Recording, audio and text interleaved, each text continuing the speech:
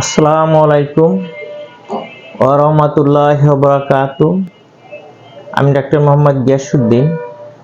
তো এই পর্বে আমরা জানব ভেরিকোসিল হলেই বন্ধ্যাত্বের সমস্যা সৃষ্টি হয় কি, এবং এই ভেরিকোসিলের কারণে যদি আপনার বন্ধ্যাত্বের সমস্যা সৃষ্টি হয় সেই ক্ষেত্রে কিভাবে আপনি দ্রুত সমাধান পাবেন এই সম্পর্কে আজকে আলোচনা করব। তো ভেরিকোসিল হলো অন্ডকোষের একটি রোগ বিশেষ।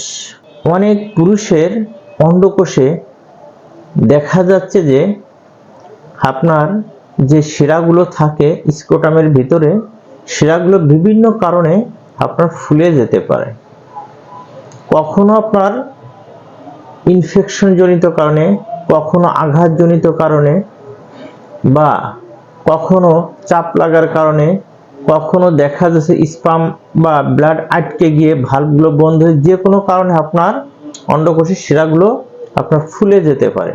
যদি আপনার অন্ডকোষের শিরাগুলো ফুলে যায় সেই ক্ষেত্রে অন্ডকোষের শিরাগুলোর যে ভালভ আছে ব্লাড সার্কুলেশনের জন্য, সেই ভালভগুলো যদি বন্ধ হয়ে যায় সেই ক্ষেত্রে আপনার ব্লাড ঠিকমতো সার্কুলেশন হতে পারবে না, ব্লাড ঠিকমতো চলাচল করতে পারবে না। এক পর্যায়ে আপনার দেখা যাচ্ছে যে অন্ডকোষের কর্মক্ষমতা গুণাগুণ নষ্ট হয়ে যাবে। কারণ অন্ডকোষে আপনার যে ব্লাডটা সার্কুলেশন হয় বা যে ব্লাডটা আপনার অন্ডকোষে আসে, অন্ডকোষ থেকে আবার আপনার শরীরে ছড়িয়ে পড়ে, তো এই ব্লাড থেকেই কিন্তু আপনার অন্ডকোষে স্পাম তৈরি করে। কোনো কারণে যদি আপনার অন্ডকোষে কোনো গোলযোগ সৃষ্টি হয়, অন্ডকোষে দেখা যাচ্ছে আঘাত লাগুক, ইনফেকশন হোক, বা অন্ডকোষের গুণাগুণ নষ্ট হয়ে যায়, সেই ক্ষেত্রে আপনার কিন্তু স্পাম ঠিকমতো তৈরি করতে পারবে না, শুক্রকীট ঠিকমতো তৈরি করতে পারবে না বা হবে না।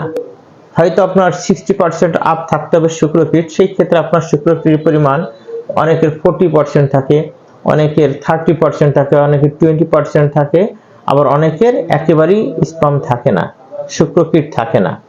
তো এই ধরনের সমস্যা যদি আপনার সৃষ্টি হয় সেক্ষেত্রে ছেলে মেয়ে হবে না, বাচ্চা কাচ্চা হবে না, অর্থাৎ আপনি বন্ধ্যাত্বের সমস্যা ভুগবেন। তো আপনাদের যদি অন্ডকোষের শিরা ব্লক হয়ে যায় বা আপনার অন্ডকোষে ইনফেকশন হয়ে যায়, অন্ডকোষে ভেরিকোসিল হয়, অন্ডকোষ ফুলে যায়, বড় হয়ে যায়, অন্ডকোষের গুণাগুণ নষ্ট হয়ে যায়, সেই ক্ষেত্রে আপনি যদি বন্ধ্যাত্বের সমস্যার রোগী হয়ে যান, আপনার কিন্তু এখানে অপারেশন করলে কিছুই কাজে আসবে না, অন্ডকোষ আরো নষ্ট হয়ে যাবে।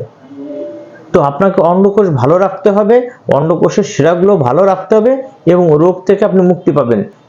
এইভাবে যদি আপনি আসতে চান তাহলে আপনার হোমিওপ্যাথি চিকিৎসা নিতে হবে। কারণ হোমিওপ্যাথিকে ওষুধ খেলে এবং হোমিওপ্যাথি চিকিৎসক যদি আপনাকে সঠিক পরামর্শক্রমে চিকিৎসা দিতে পারে, সঠিক ডায়াগনোসিস করে চিকিৎসা দিতে পারে, সেই ক্ষেত্রে আপনার হবে কি, অন্ডকোষে যে ভালভগুলো বন্ধ হয়ে যাচ্ছে, কালো কালো ব্লাড জমে যাচ্ছে, বা দেখা যাচ্ছে যে ইনফেকশন হয়ে যাচ্ছে, ব্লাড ঠিকমতো চলাচল করতে পারতেছে না, আপনার সার্কুলেশন কমে গেছে, অন্ডকোষের গুণাগুণ নষ্ট হয়ে যাচ্ছে, এই জিনিসগুলো ওষুধের মাধ্যমে আস্তে আস্তে রিকভারি করবে, ঠিক হয়ে যাবে। তখন আপনার ব্লাড স্বাভাবিকভাবে চলাচল শুরু করবে, অন্ডকোষের গুণ ক্ষমতা স্বাভাবিক পর্যায়ে চলে আসবে, এক পর্যায়ে আপনার শুক্রাণুর পরিমাণ বৃদ্ধি পাবে, আপনার বন্ধ্যাত্বের সমস্যা থেকে রেহাই পাবেন বা ফিরে আসবেন, এবং আপনার ছেলে মেয়ে হবে। আপনি পর্যায়ক্রমিকভাবে চিকিৎসা নিলে আল্লাহর রহমতে আপনার অন্ডকোষে ভেরিকোসিল হোক, অন্ডকোষে ইনফেকশন হোক, অন্ডকোষে হাইড্রোসিল হোক, ওয়ার্কাইটিস হোক, যে কোনো ধরনের রোগ হোক না কেন, ইনশাল্লাহ আপনি কিন্তু রুট লেভেল থেকেই আপনি সুস্থ হয়ে যাবেন এবং স্বাভাবিক জীবনে ফিরে আসবেন। আল্লাহর রহমতে আপনার সন্তান হওয়ার ক্ষেত্রে আর কোনো বাধা থাকবে না। আমাদের কাছে অনেক রোগী আল্লাহর রহমতে এসে ট্রিটমেন্ট নিচ্ছে, এবং ট্রিটমেন্ট নেওয়ার পরে ভেরিকোসিল ভালো হয়ে গেলে দেখা যাচ্ছে যে তার অন্ডকোষে ব্যথা থাকতেছে না, অন্ডকোষ গরম হয়ে থাকে এগুলো থাকতেছে না, অন্ডকোষ ঝুলে যাচ্ছে এগুলো কমে যাচ্ছে। এক পর্যায়ে আপনার সন্তান হওয়ার ক্ষেত্রে আর কোনো প্রতিবন্ধকতা থাকতেছে না, সেই ক্ষেত্রে সন্তান হচ্ছে। এবং আমাদের কাছে যে রোগীগুলো ট্রিটমেন্ট হচ্ছে এবং সন্তান হওয়ার পরে আমাদের কাছে এসে বলে, আলহামদুলিল্লাহ, আমি যে রোগের জন্য আপনার কাছে ট্রিটমেন্ট নিয়েছিলাম, ইনশাল্লাহ আমি এই রোগ থেকে সুস্থ এবং আমার ছেলে মেয়ে হয়েছে। আমাদের কাছে এরকম অসংখ্য রোগী আছে। তো আপনাদের যদি এই ধরনের সমস্যা হয়ে থাকে, আর দেরি না করে অবশ্যই একজন এক্সপার্ট হোমিওপ্যাথিক চিকিৎসক খুঁজে চিকিৎসা নিতে পারেন, বা আমাদের কাছ থেকে আপনি চিকিৎসা নিতে পারেন। আমাদের চেম্বার ঢাকা যাত্রাবাড়ি। আশা করি আল্লাহ রহমত করলে এই রোগ থেকে আপনি পরিপূর্ণভাবে সুস্থতা লাভ করবেন। আজ এ পর্যন্তই। সবাই ভালো থাকুন, সুস্থ থাকুন।